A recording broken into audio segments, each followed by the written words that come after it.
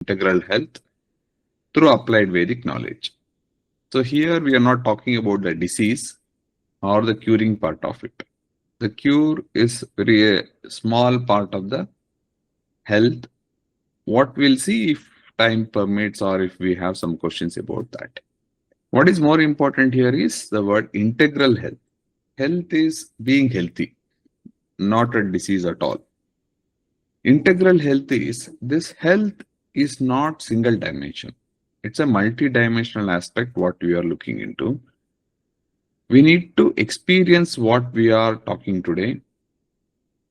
Unlike other sessions where we generally go for the health awareness program, we say that, okay, eat good food, do some exercise, do pranayama, and then some meditation, and then positive thinking. This is not integral health.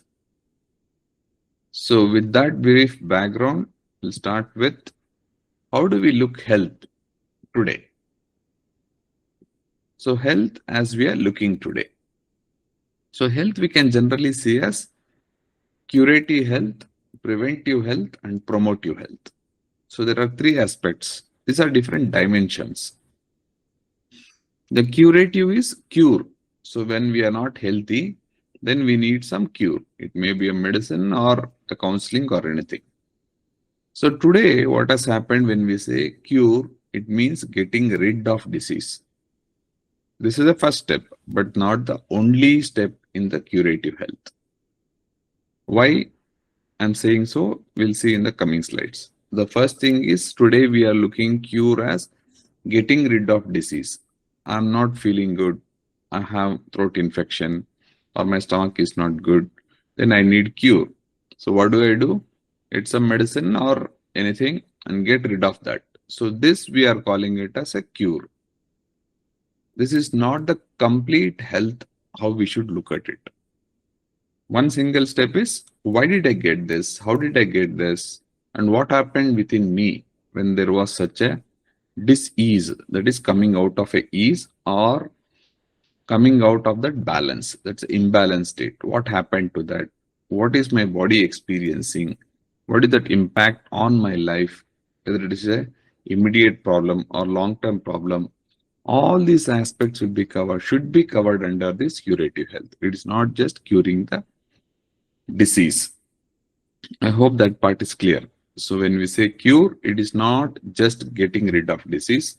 But today, when we say cure, means I get throat infection, treat with antibiotic or anti-allergic. Third or fourth day, I come out of that, and then I'm happy with that. This is how we are. This is incomplete way of looking at health. Second step is preventive health. Preventive is prevention, preventing the healthy state to become imbalanced or falling sick. So what is that preventive health today is? When we say preventive health, our mind conceives it as avoiding a disease. That's all. Prevention means I should not fall sick. So how do I do that?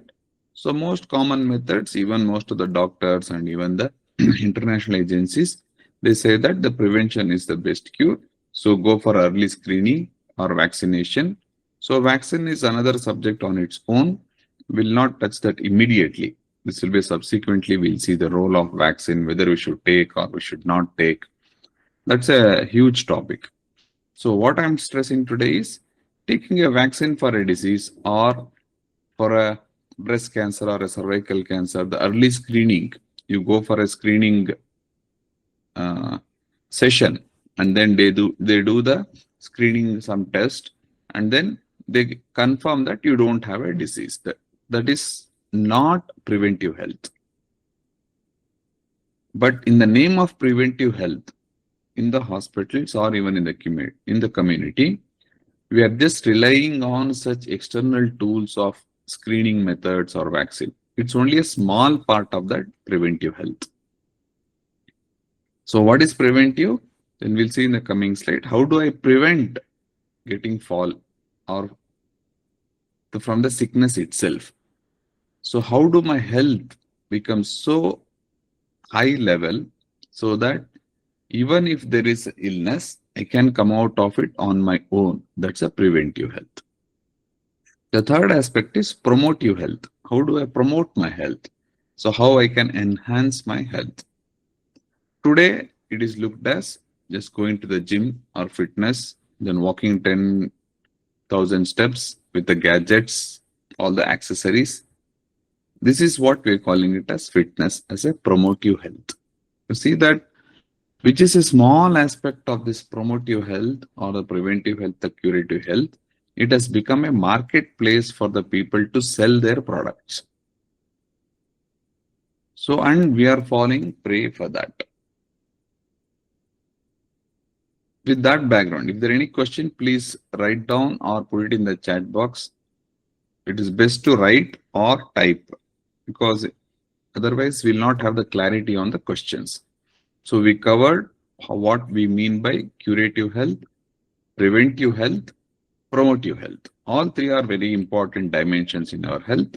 But today what we are doing is maybe only 10% of what we can actually do it. So what is the problem statement we are trying to address is the whole health industry. So today health has become industry. We know that. There was a specific reason why it was structured as an industry to make it more organized. But today it has lost its whole essence and holiness. It has become a business center.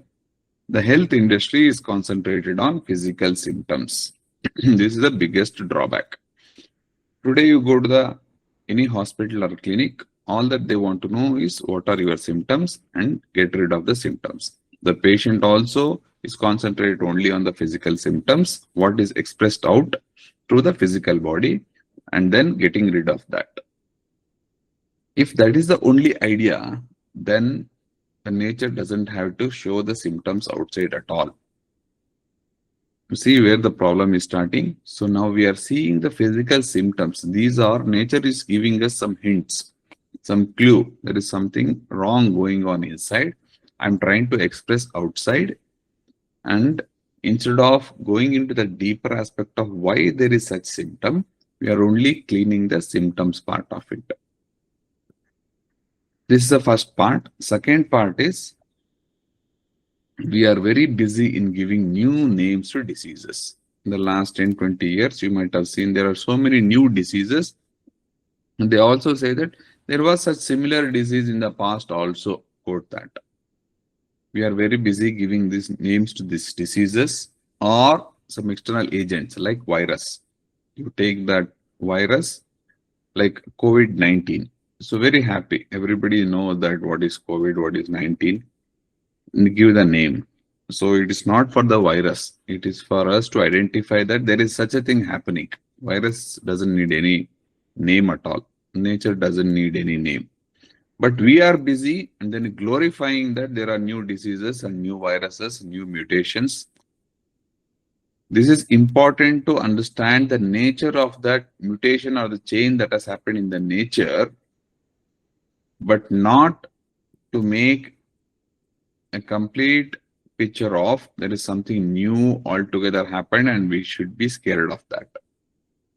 So there is a two aspects of that. Today, a new name is given and then people are very happy, fancy the social media or even the mass media glorifying that. So that is a biggest problem for us. What happens because of that?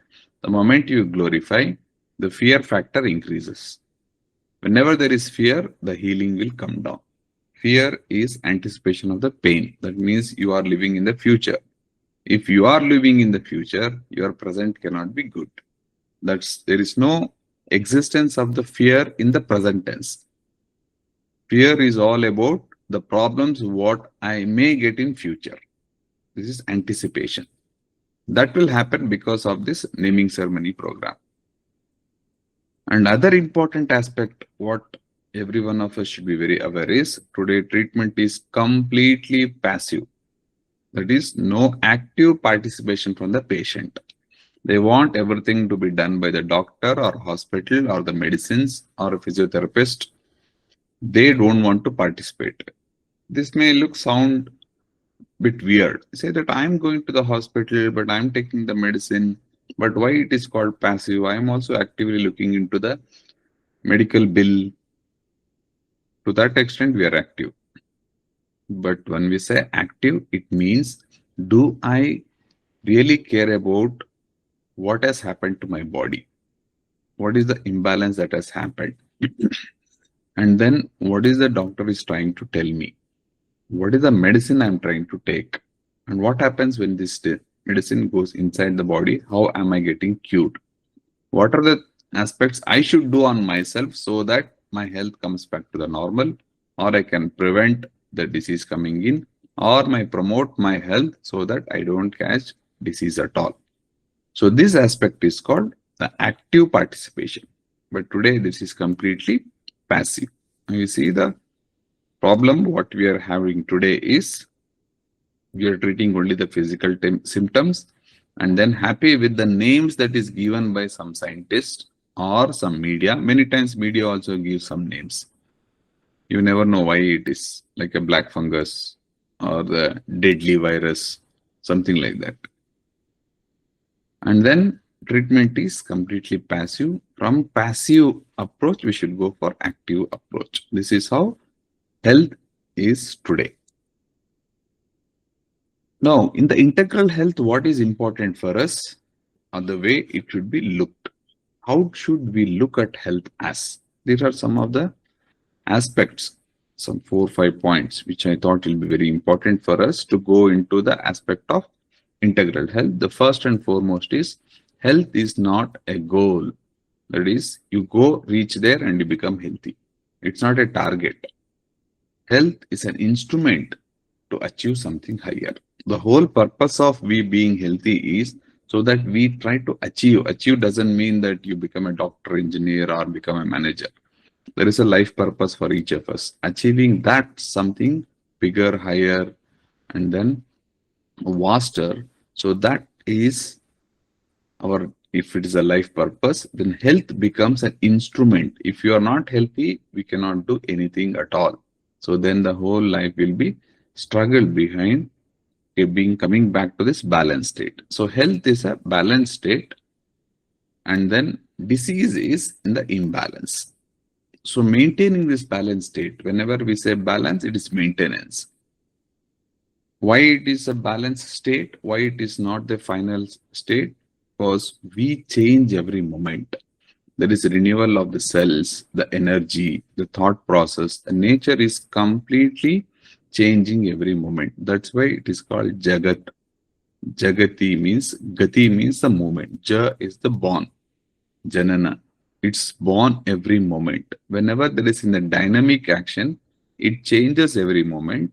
So whenever there is a change, should always bring it to that state of balance. So this aspect of health is a balanced state, and it is not a final goal. After that, you can close and then do your all other routine work is not the way to look in. Should be very clear that being healthy is our instrument. It's a means through which we should achieve something higher.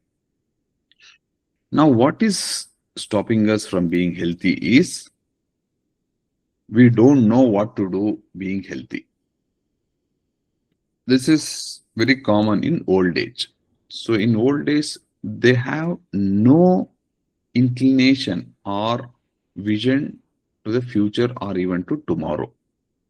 So when they don't know or they don't have a clarity on what to be done, especially after 70, 75, you see that I say that, okay, I'm just living.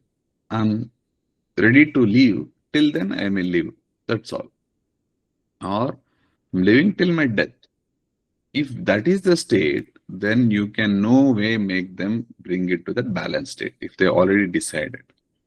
Why they have decided that? Because they have not realized the importance of being in the state of complete health. This you cannot do in the old age because it's already a lot of stubbornness and then a lot of outside influence so strong that changing becomes very difficult.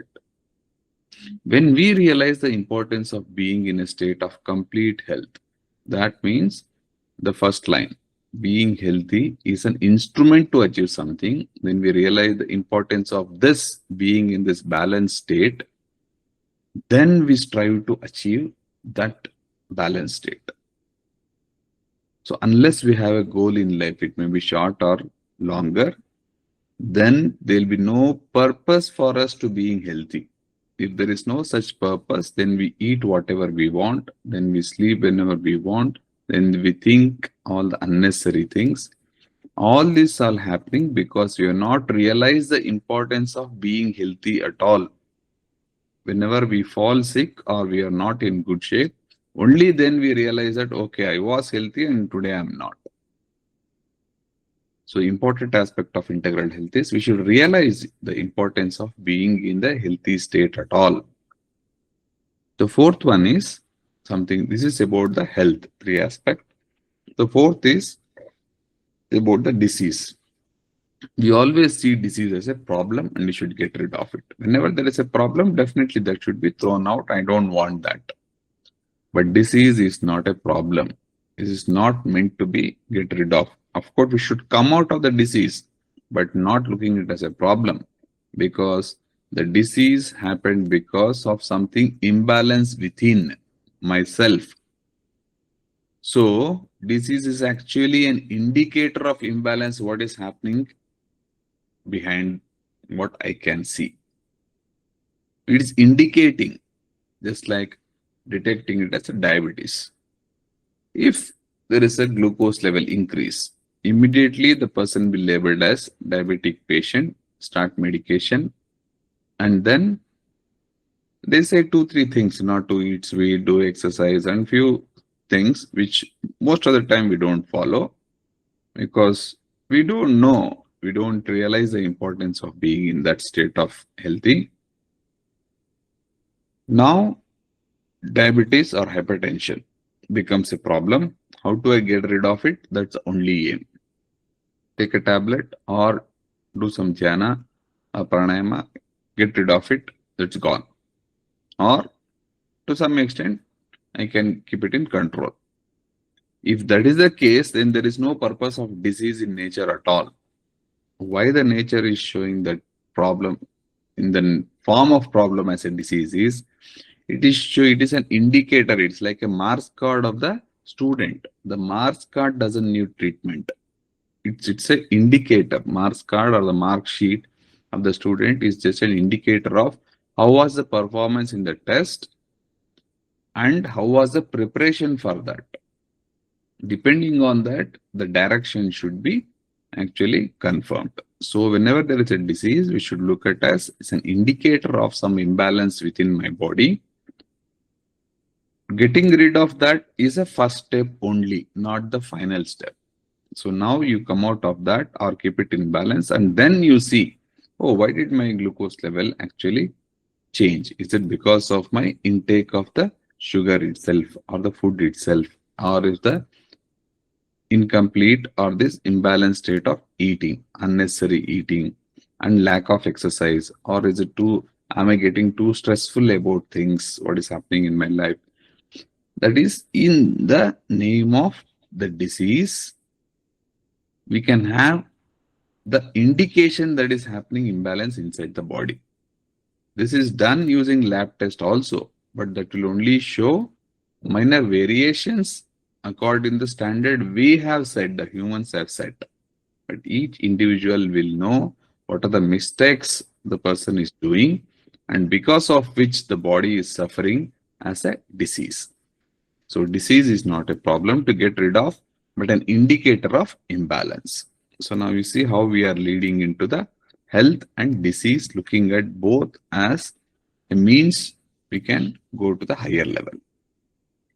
Now, how do we approach this integral health? So from here onwards, we can just shift the gear. We may have to slightly go deep dive and then understand. Till then, if there are any questions, please write down the question and then put it in the chat box. I'm not able to see that immediately. Maybe after half an hour, I'll try to wind up in another couple of slides. And then we can go to the questions and then have more interactive session, because this is called as a workshop. Workshop is where we do repair of the vehicles. So let us repair ourselves, the repairing of what is already damage happening inside. Now, the principle behind this integral approach, there are two dimensions which we can look at it. One is a horizontal dimension, that's a vertical dimension. Horizontal is flat. So, my individual, my health as an individual, and my immediate family. You can, the first innermost circle is my individual health, this one. And then there are people around me, my wife, husband, children, father, and sister. This can be the health of the family. And then the last circle is there are many such families which constitute the community or the society. Now, all three are interlinked. So, for a family, the individual is a unit. For a community, the family is a unit. And for the bigger world, each community becomes a unit. Now, why I should know about this individual health, family health, and community health? A very simple example, what we have recently experienced, that is COVID, because this is very easy to explain. It's not a problem of an individual only, not just a family or not just a community. It is cross-border, across the world. It's in our lifetime, the first one we witnessed, and probably in the history, this is the first time in the universe where the whole world came together for a single purpose. I have done a lot of research on that. Not even single, even when Sri Rama or Krishna was in the physical body on this earth, even at that moment, people were divided. Whereas during COVID time, this was the first time when the whole world started thinking alike. They started sharing their problems and then working together and help each other. It may be a short period. After that, the effect did not continue of being together, but we witnessed that whole world can be one for a very single purpose. To that extent, it is convinced. We know that it can happen. That's a positive aspect of that. Now, the individual health, like having a respiratory infection. So what happens there? The individual suffers and then it will have an impact. It can be something like a respiratory problem, can be infection or allergy. If it is an infection, it can spread to others. If it is an allergy, allergic cough or allergic bronchitis, asthma, if it is something which is not communicable, which doesn't spread outside, then it is only individual problem. So the majority of the action should be individual dependent. The family support will be minimal. So individually, that person will work on himself or herself and then come out of that disease state. The treatment part is different. We are not touching that. We are only seeing the different dimension of this health. Still the health aspect only. The individual health. Now, if it is a infection, respiratory infection, or if it's a stomach infection, today is Sunday. So Monday morning, most of the time in the clinic, I see that they come with bad stomach. Either it is a free food of some function they attend, or they go out for a family dinner or something, or have chats, then have some very good time eating all the unnecessary and then unhealthy things. Next day, end up in the clinic saying that there is a problem. Now, this will have an impact on the family. One is it is spreading to the family, and if the one individual falls sick, it will have an effect on the other family members also in their routine, not just their health. So they may have to readjust their time, readjust their work, meeting, and also be, if they are supportive, be supportive, or if they are irritative, become more irritative. Both are contribution, positive or negative. It is left to them. But this will have an impact. That means an individual health is directly linked to the family health also. Another classical example in the family health is if for a mother who is around the menopausal age, we see that for an individual, as an individual health, around menopause time, we'll see a lot of hormonal imbalance, getting irritated, and then too much of sweating, and then mood swings, and even there'll be a lot of bleeding and then pain, individually suffering. And because of this hormonal changes, they get more irritated and then shout at their spouse or children, or not very much interested in the family activities. This, if you look at individual health, and we say that is a problem of the individual, and then either take it to the gynecologist or maximum is a psychiatrist. But here is the role of family. The family should know that this is a time the mother needs more caring, more love. The family should support, saying that you may shout at me, I am happy with that. Please don't hesitate to do so. And then I'll not shout back because I know that it's not your fault. There is something happening in your body which is not in your control at all. If you can give as a family that support to the mother, then you see the immediate change in the suffering what the mother is going through that. This is how the family health should be looked into. This will help a lot for the lady to come out of the problem. Even if there are issues, she'll be able to manage that and lead a very comfortable life even when there is suffering. So that is the role of family. The next comes the community health. If there is an outbreak of such communicable diseases, every family will have becomes an agent for that spread of the disease in the community. So then we do quarantine or it's like isolation. But that's not just confined to that. An ill family is always burden to the society. The amount of money that is spent, even though we feel that it's my money I'm spending, no, it's overall the productivity of the nation itself is gone down. It's the other dimension of economics what I'm talking. The loss that will be happening, the loss for the community, the loss for the service you are able to give and you couldn't give because of the loss of the healthy state. So this is how the individual health, family health, and community health are integrated. Now, this is how we integrate the health. So this is the integral approach. If we separate an individual, this is individual disease, this is a family disease, this is a community disease, then we lose the entire picture. The integral approach, the principle is each one of them is interlinked and then that should be looked not separately. Don't make it as piecemeal. This is horizontally. In the individual, there is a vertical dimension. So now we saw individual health, family health, community health. So by and large, this is very easy to understand.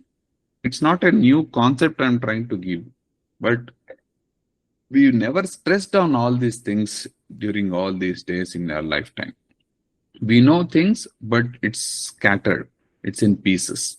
What we are trying to do today is bring it and give a good shape to this so it becomes an artwork rather than being in the pieces and then somebody catches one piece, other is another one. So no clarity at all on what we are doing. So in the individual health, I'm calling it as a vertical dimension. It's not strictly vertical because it's not one above the other. But just to differentiate from horizontal, that is connecting people to people, is vertical being in the individual only. Again, this vertical dimension will have the physical becomes physical body of an individual and the physical plane or the physical world, the vital body of an individual and the vital world, mental body of the individual and the mental world.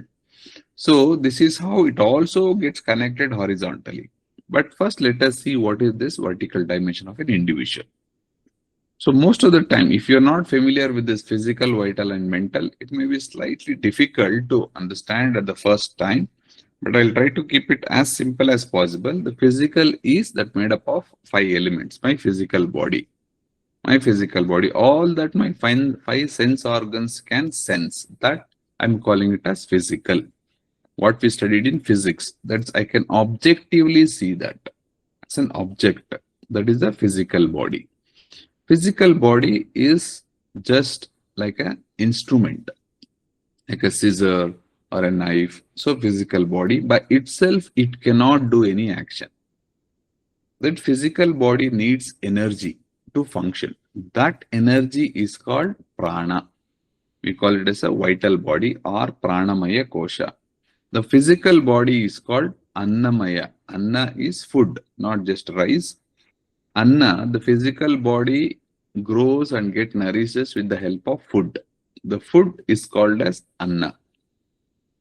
Annamaya, that one made up of food, is called physical. Annamaya, kosha is like a body. So now this physical body is growing, and that growth is because of the prana or the energy within that. That aspect of the or the functional aspect, we call it as the prana as a vital body or pranamaya kosha. For the physical body, how do I get prana is, one is most importantly through breathing. When I breathe air, there is prana inside. We may call it as oxygen, but ultimately we get prana. That's why when we do pranayama, we'll come to that in the last. When we say pranayama, prana, the most or the highest energy we get it through breathing, not through eating or drinking. More than 80% of our prana shakti comes from the air. That's the vayu or the vata. That's why it is called vata varana. Vata is the vayu, or the vayu is the prana shakti itself. This vata or the vayu or the prana, all are same. You can remember any one name, whichever is comfortable to you. We can call it as, first one as physical as annamaya, vital as pranamaya. Because vital, why it is called vital? It is the most important. Without that, if the prana is gone, the body is, it needs to be disposed. That's all.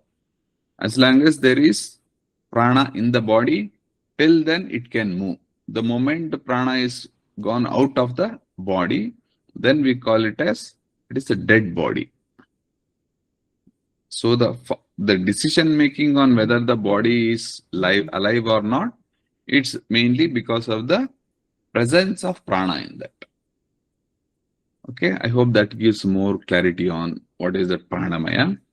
Now there is a prana, and then what is the input to this prana is mainly through the breathing. And what is important for the physical is, how do the body keeps its energy is through food, eating and drinking. So the physical body is the earth and water element. So if it is new concept to you, do not worry about it. So if you're already familiar with these words, with this vocabulary, then you can work on it. Annamaya kosha, the input is food and water. The output is exercise or the activity. Okay, to that extent, it is simple. So if you want to do some work, then you should eat food. You should get the nutrition. But this is only the one of the three aspects of your complete body. So physical body is not the full body. It is only 1/3. 1/3 physical, 1/3 vital, 1/3 mental. Now, what is the input to the prana? The prana input is mainly through breathing. So the breathing through the oxygen, the energy is supplied, and this oxygen is taken to different parts of the body. Then it creates its own energy in the form of ATP with the phosphate binding. So we know the chemical structure, adenosine triphosphate, and there is a breakage of this bond. Triphosphate becomes diphosphate, and there is one phosphate that comes out. During this breakdown, there is energy that is released, and we use it whenever we do activity. Whether we know it or not, this is the functioning that is happening inside the body. That's why I'm able to talk, you are able to hear, you are able to move your body. So without our knowledge, all these are happening in the body. With the help of the physical body, within the physical body, prana, the vital body is doing. That is, we can call it as subtle body, sukshma sharira. The physical body is stula, or the gross body, which I can see. But there are two other important things which I cannot see, but I can experience. That is the subtle body, or we can call it as non-physical for the time being. That's a prana, or the vital body, which is like giving fuel. Okay, so without that prana, physical body cannot move. So this is second aspect. The third important aspect is the mental or the mind. So we have the energy and we have the body as an instrument to work. But what to work, the knowledge of what to be done is not at the prana level or the physical level. The knowledge of what to be done is at the mind, mental level. So mind represents the knowledge. Of course, it is not the center of the knowledge, but it is a place like a CPU in your computer. If the physically, it may be like your hardware, monitor or the screen is physical. Vital is the energy like electricity or to some extent a software. But mind is mostly with the completely software, and then this processing unit, the CPU itself is the mind. If you take the whole of our body as a computer. Now this mind, how does it interact with the outside world is through our five sense organs. The five sense organs which are in the physical body, like our eyes, ears, nose, the tongue for the taste, and then the skin for the touch. Through this, we gain knowledge. We know what it is.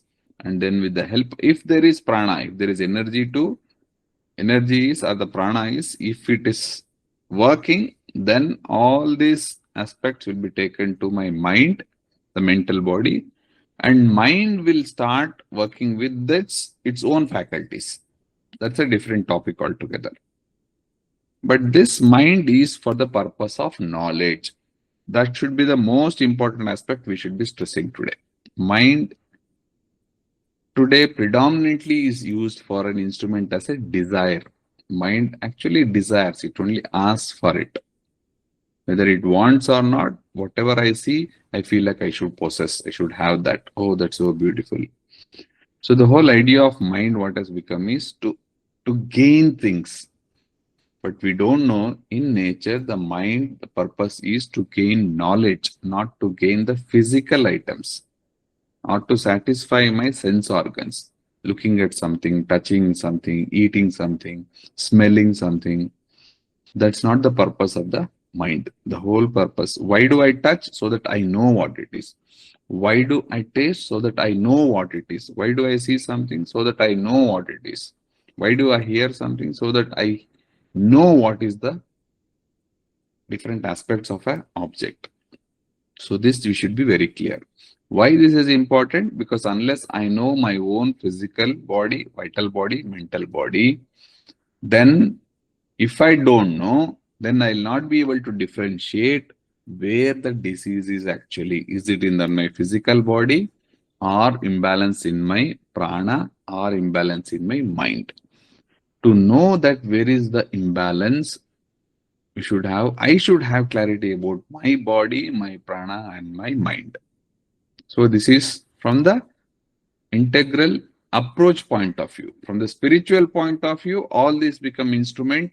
With that, how do I use these three as my instrument to go to the higher levels? That we are not touching it today. So now I am sure you will have many questions here if you are listening to. If not, as usual, you are happy and I am happy. So now we'll go to the next step. So this is the integral approach process itself. We are talking about the basic prerequisites of Annamaya Kosha, Pranamaya Kosha, Manomaya Kosha. First, I should know my physical body.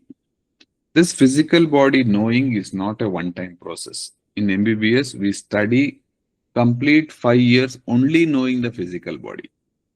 So you can imagine intensive reading, first 1 year, anatomy, only on the physical structure of the body, each part, each bone, nerve, vein, artery, the lymphatic system, the tendon, ligament.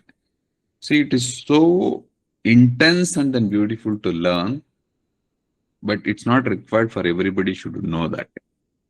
What we should know generally is there is a physical body like a container, like a vessel, which can hold within that the prana and the mind. So this, if I'm aware of it, that's more than enough. The next aspect I should know about my physical body is how do I keep this physical body fit from the functional point of view?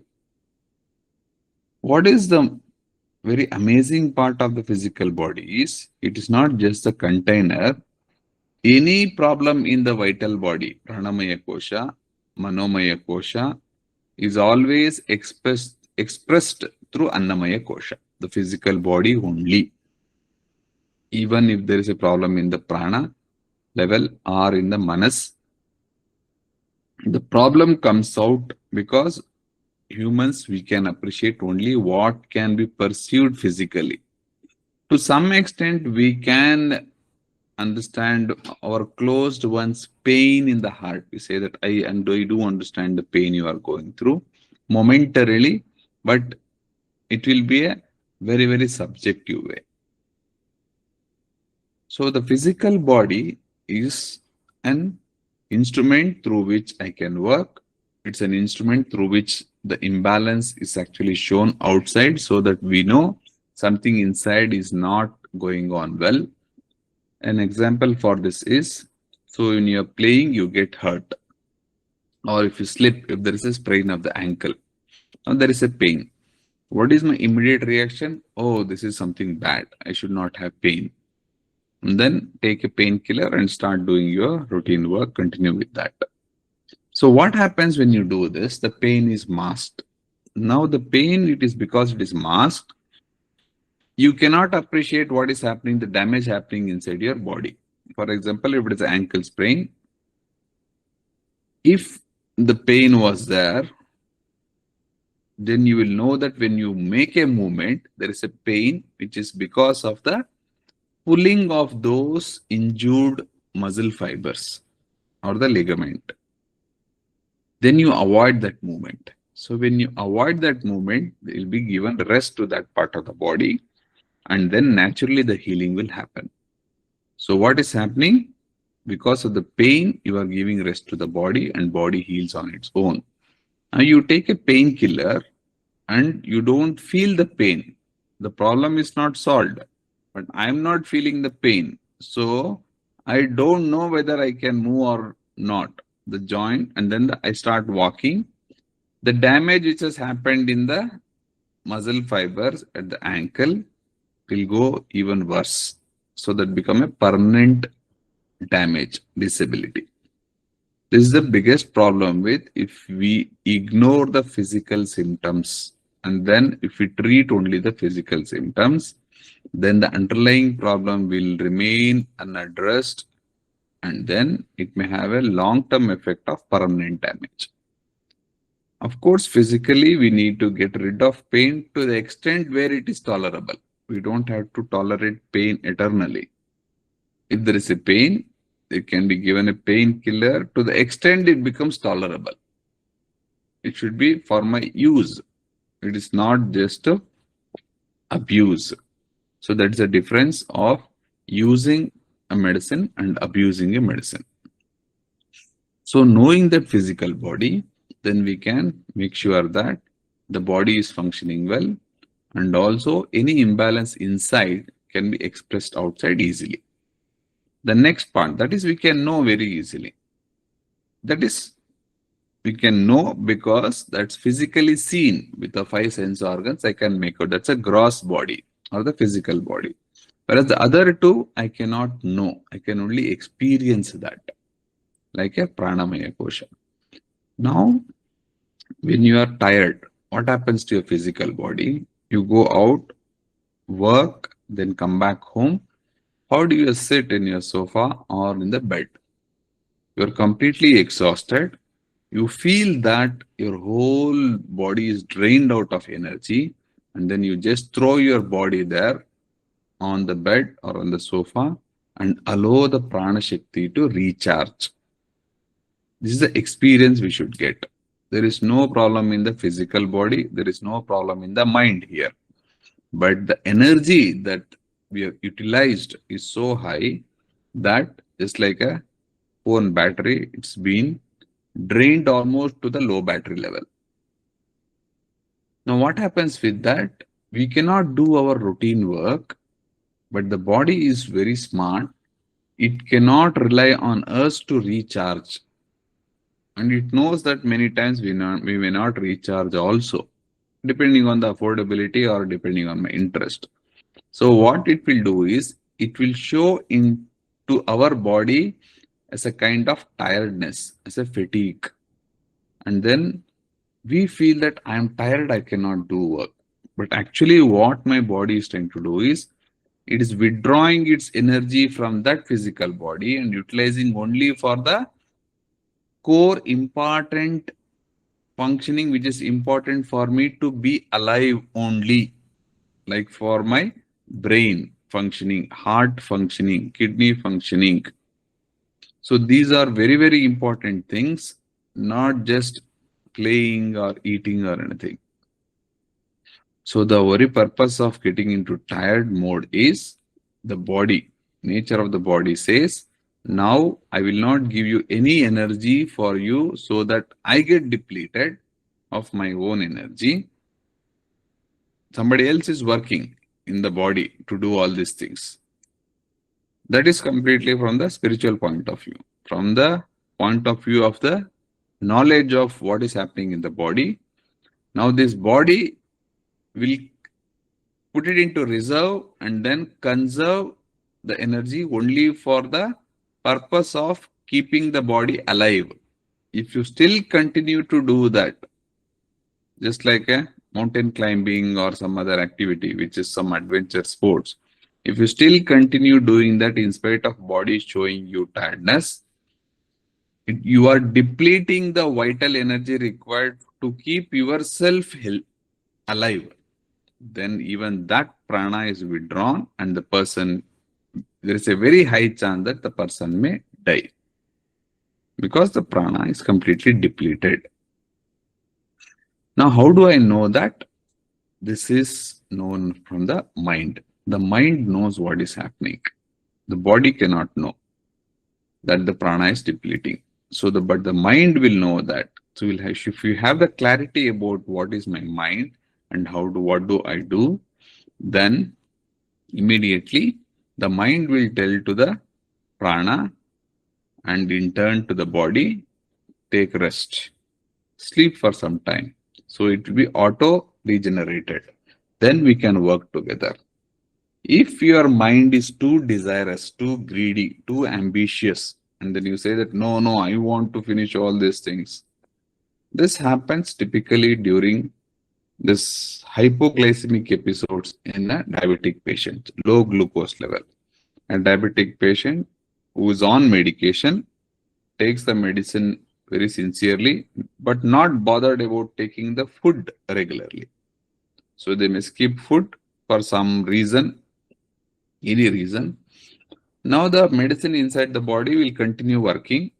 It will start reducing the sugar level. The moment it touches a trigger point, the body gets a signal that my glucose level, glucose is basically like a fuel, petrol to my body. Now it is going low. Now what should I do?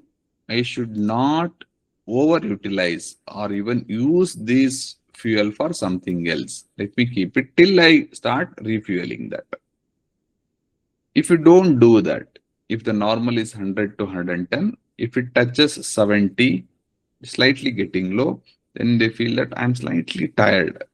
Then 60, it will start getting some sweating and then slight shivering. 50, still further down, still you are not bothered. The body is giving you all the hints. Only thing you have to observe. Now at 50, then it says, no, now I'll stop even speaking.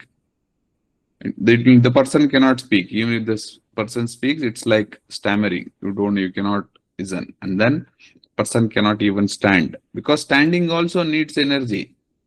That's a waste of energy. Waste in the sense compromising on the life and death. The person may die and fall down or have injury. Ultimately, that can go for death. But what is happening at 50? That drops to the level of 50. Then the mind also starts working less, and we call it as the consciousness is gone. The person will be called unconscious. because outside world always is energy consuming. So the body will stop using any of its sense organs, including mind, so that still the person is alive and the prana is kept alive. So if there is any chance of regaining the glucose level, the person can become alive, or the chance of death is minimalized. So you see how important it is to understand how the prana is working, how the mind, as a knowledge, why it is important to know what is happening in my body. Instead, what do we do generally is, the moment we feel tired, then we see that, okay, there is something problem in my body, or if somebody is not well, immediately take them, rush to the hospital, and do all possible misadventures, get panic, then worry about the ambulance. So you get panic, you panic others also, and then the person who is unconscious or semi-conscious knows what is happening in the body but not able to communicate. Say that, please shut up and then give me some time or some food so that I'll come back. Instead of that, that panic after some time is also transmitted to the patient also. The patient starts believing that, okay, there is something very bad happened to me, and the fear factor overrules all the aspects of it. Now, having a very clear-cut knowledge at the mind level, brain, and then intellect, this becomes very basic about how do I look at my health and on my disease. So for this slide, it is very important to locate the plane of primary imbalance. So I should know whether the problem is my physical body. Many times it can be just in my prana imbalance because of many reasons, and then or a disturbance in my mind. So we didn't touch much on the mind. Mind is not just the center of the learning, it is also center of lot of emotions also, including both prana and manas together. They work as a center for emotions. If there is emotional deprivation or kind of a hyper excited state, or the depressive state, or left alone, the state of you feel that loneliness, this can in turn show it in the physical body. One such typical example is acidity. Whenever there is acidity, we feel that we had some spicy food or anything. Acidity may happen because of the problem in the physical body, problem in the prana, problem in the mind also, manomaya kosha also. Here we'll see the example of acidity because of physical body problem is either you skip meal or you eat very hot chili dish which you feel it is very tasty. It can be the vitality, the prana, hyperness, that may also lead to very aggressive behavior. Rajoguna can also lead to acidity, or it is just a depressive state. You eat well and all those things, but you don't feel like good. There is a depression. This is called psychosomatic disorder. Psychologically, I think some problem, and then the body somatic will express it as a problem. So acidity is one such very classical example where it can be, or a combination of all the three can also happen in an individual. So this mind is so powerful. Whatever we feed, it will believe it completely and it will manifest. If you believe in something negative happening, it will happen. If you believe in something positive happening, that will happen. That's a power of the mind. It is totally separate topic. But in this approach, what we are looking as a process is the knowledge, basic knowledge of this is very important to know the plane of the primary imbalance. Is it in my physical body, vital body, or mental body? So that I know how the treatment should be, and then the treatment will become efficient and effective. If not, you may be treating only the physical problem, or only the symptom, or only the external manifestation of the problem in the prana or the manas. So this is how an integral approach can be looked into. Okay, I'll give a pause here so you can get back.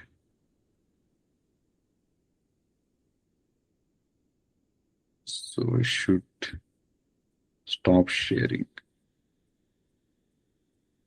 Okay. I hope I'm able to convey some basics about introductory aspect of integral health. If there are any questions, let me open the chat.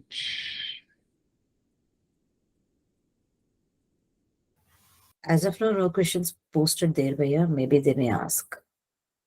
Okay, no problem. If it is best to write it down. If not, we are slightly lazy. The prana is not yet to that level. So we have another 20 minutes. If there are any questions, or if you want me to repeat any of the aspect also, that's also fine. Because we don't expect that with the first session you get a complete clarity on what we are looking into.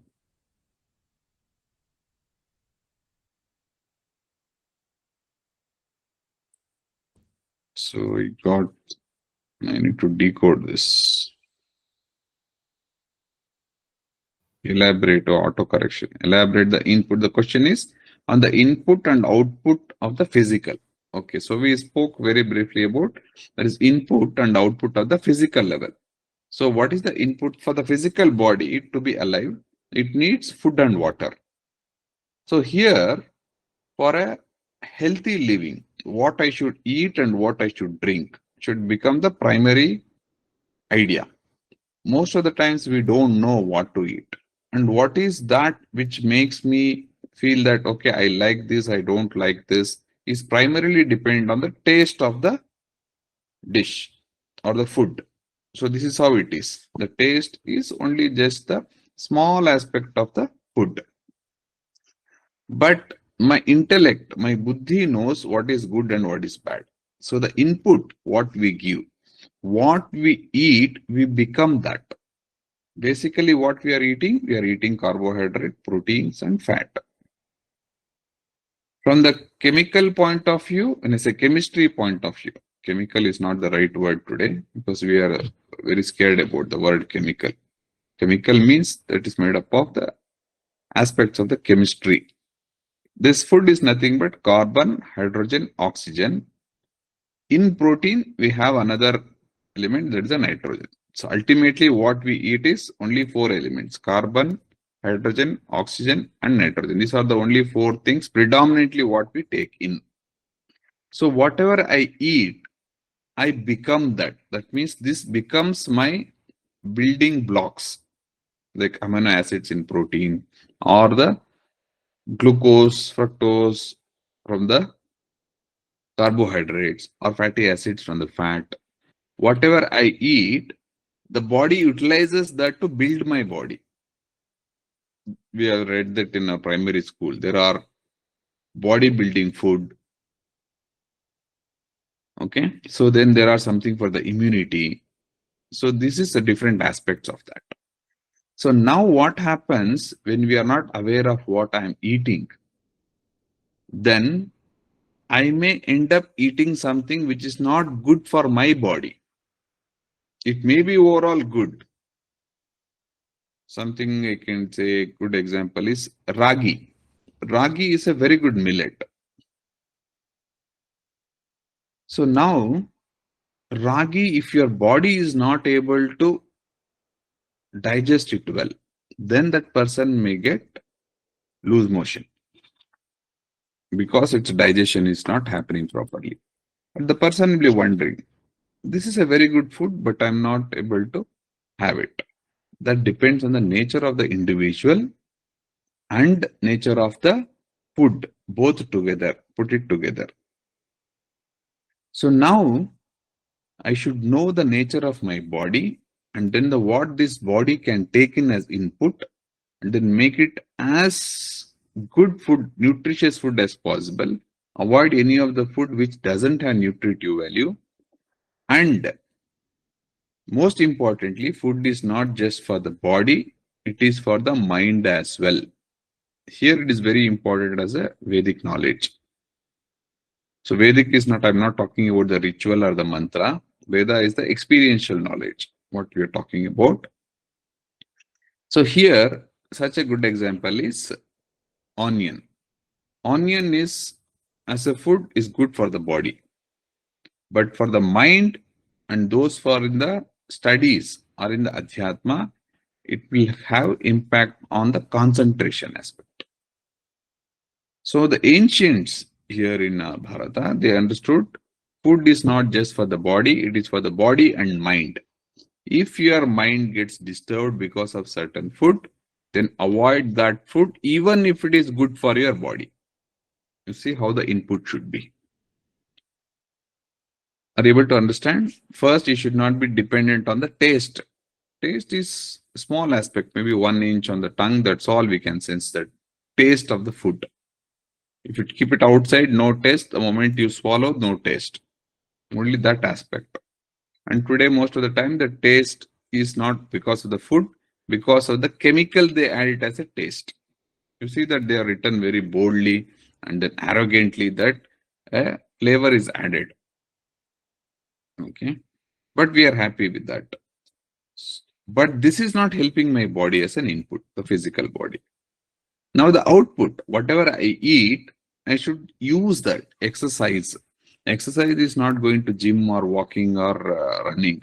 It is do all the physical activity yourself, the household activity, then go to the shop, walking, not don't take your two-wheeler or four-wheeler. So these are productive exercise. Rest are all unproductive and waste of food we eat.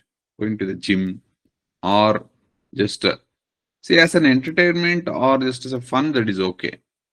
But that's not the purpose of the food. The purpose of food is the input is you do output productively, constructively. See, that's how it can work on. So now that output, if you the output is good, if you can exercise, if you can put it into action, then there is a balance of input and output. Then there is no question of acid. This is obesity or other problems. This is about the input and output. So I hope I was able to give something on input and output. Can you please explain more about acidity? As they say, acidity is reason of all diseases. See, we should not be worried about what all says or everybody says. I would request, if it is your experience, then we should be talking about that. Acidity is reason of all diseases. Not at all. Acidity has got nothing to do with the disease. Acidity is just in the stomach part of the gastrointestinal system. There is over secretion of acid or there is a damage in the covering mucous membrane. This is all acidity about. Don't give over importance to this. Because you worry about a disease, that may cause acidity. Because you may take more medicines for your disease, that may cause acidity. Because you may not able to eat good food because of the disease, any disease, that may cause acidity. But reason for all diseases cannot be acidity, or all diseases cannot lead to acidity. Acidity is very typically a simple aspect of what can happen in the body, and it reflects more my personality. How do I look at it? It's not just the physical food we eat or the disease that can happen. Okay. If you want more explanation, I can still further go on that. We take the next question. How do Vedic teachings help overcome fear, anxiety, and negativity? Here, Veda is not what that's why I told very clearly, I'm not talking about the mantra or the Rishi or anything. Veda means the experiential knowledge, the knowledge which I get out of my experience. One of the means is chanting mantra or learning the scriptures. The Sanatana Dharma, the idea of Veda means you get connected with the nature, you learn from it, and then you experience that knowledge. Don't become a scholar. You experience, have the joy of learning. So once that becomes the joy, then the knowledge becomes a joy itself. Then it will tell you there is no necessity to get this aspect of fear, anxiety, or negativity. There is no existence at all. Once you experience from within you, that knowledge itself will tell you from inside. It is your inner voice. No matter whatever others, your counselor or your healer, whoever tells you 101 things, your mind will not accept it. It will only accept what comes from inside out. So you give the mind what is important. You give the good thoughts to your mind first. You feed the mind, just like you feed good food to your body. Give good thoughts to your mind, like understanding what is my physical body, what is my vital body, what is my mental body, now what is important to have, what not, and how do I approach, at what time should I get up early in the morning, what should I do when I get up in the morning, and then how do I carry throughout the day, how do I learn from mistakes, how do I keep, I'm a human being, how can I keep up my humanity and then live for others. Keep feeding the mind this aspect, and whenever you get a chance, you also read or listen to the higher scriptures where it talks about the higher aspects of that. But if you are not ready for it, take this knowledge itself as a Vedic knowledge. Don't wait for, okay, I'm not read anything about Veda, I don't know about Veda. No. To eat a food, you don't have to know about the cooking. To eat food, all that you need is your plate and then your interest and then the joy of eating. That's all. It's already fed and we have it right in front of us. Of course, we have even Aurodarshan is one even such trust which actually caters for all such needs. We can be connected on such platform, exchange our thoughts. If you are specifically interested in Vedic studies, then we can take that aspect of Veda as a knowledge, and then through that we can enter into the aspect of how to handle fear, anxiety, or negativity. But it's not mandatory. In my experience, what I should say is any knowledge we get and then we can experience that I should call it as Veda. Veda is to know. To know is not superficially. To know to that extent that becomes my knowledge and then it free flows outside. That touches to my inner voice. That is a Veda. When we touch that, then there'll be no fear. Then you'll know that this fear doesn't have any existence at all. There is no need to get anxious. With time, it will come down. And then fill with your positive thoughts, and negativity will straight away, it will go away. This is how I look at the Veda. Not the Veda as you chant some Gayatri mantra or Dhanvantari mantra, your anxiety will go. That's not our intention in the integral process. That is again a specialized process. Definitely, we can use mantra to treat your anxiety, to treat acidity. Definitely, that can be. But we are looking at the integral process where all these aspects comes together and then work together. Okay. In some cases, is disease hereditary, like migraine or any other disease in relation to heart, kidney, liver? Yes. This is another aspect of the, like whether the heredity also can have an influence. Here we'll have two words called as prabhava and then swabhava. So prabhava is what's coming from outside, swabhava of myself. My body, the physical body especially, is coming from my parents, father and mother. So in the form of the genes, my cell may carry some of the defects also hereditarily. So there are many such diseases which can be in my genes because of the physical, that arrangement itself coming from the parents. So that is hereditary. But that aspect is very small, and that coming out depends on how do I take up my life. All those hereditary problems or the minor problems need not express as a disease. I can definitely work on that. Here, there are many things like meditation, other aspects of it, which can help to overcome this also, unless there is a structural damage also because of the hereditary issues. Something like non-development of the spinal cord itself because of a Down syndrome or something, or the cerebral palsy, which might have because of the defect in the genes itself, then it becomes a challenge. So here the role of what we are talking today is general aspect of it. There we need a different aspect of it, and more from the spiritual perspective, it's more important. Why that particular jiva is suffering, what else can be done. So that's a different topic. Whereas what we are calling generally that father has got, mother has got migraine, the child will get migraine. No, that's totally myth. This migraine, asthma, all these are not hereditary totally. It may have 5% or 10% possibility. The possibility is always there. Okay. So if you already know that the parents are suffering or even like diabetes, we put, because we don't know, there is no single reason, the heart disease or the hypertension, the diabetes, we don't know. Instead of saying I don't know, the medical faculty, they say that this multifactorial or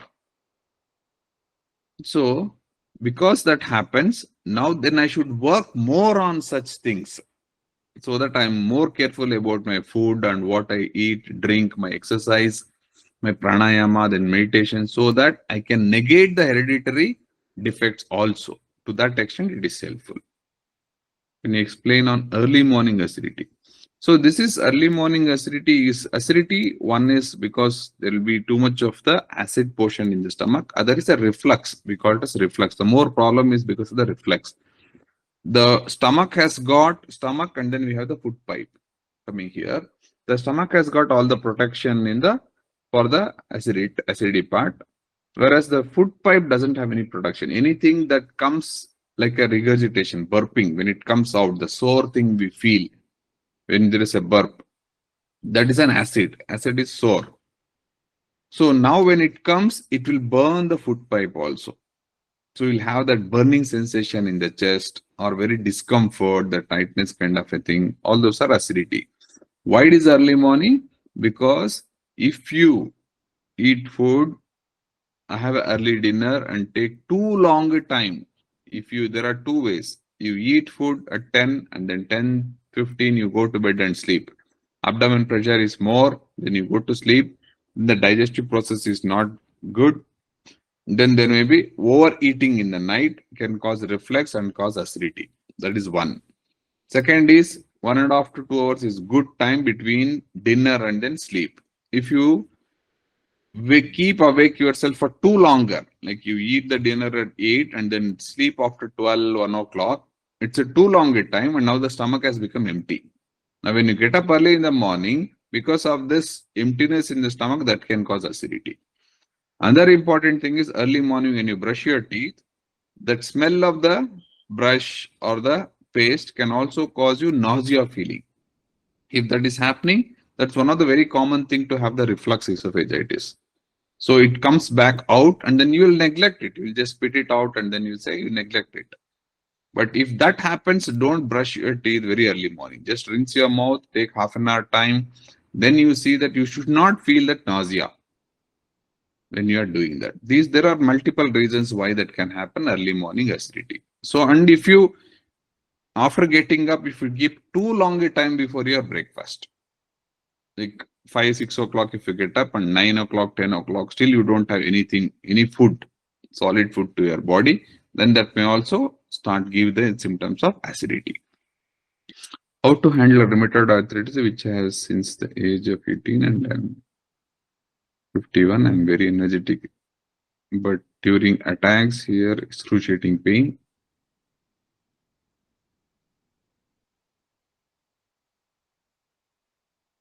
Okay, there are two parts of this. I'll take it as a general one. One is rheumatoid arthritis, other is the menopause symptoms. So menopause, to some extent, we have addressed that.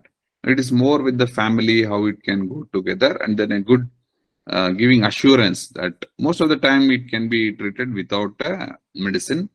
If at all, if it is causing some physical problems like overbleeding or anything, then it may need some medication outside. That can be allopathy, Ayurveda, homeopathy, anything. That part is to that extent, it's okay. Many times it is a stress, and then the people around saying that, oh, menopause, you will have these symptoms. The mind will believe that it will start manifesting. That is about the menopause. Don't give over importance to menopause. It's a very, very natural process.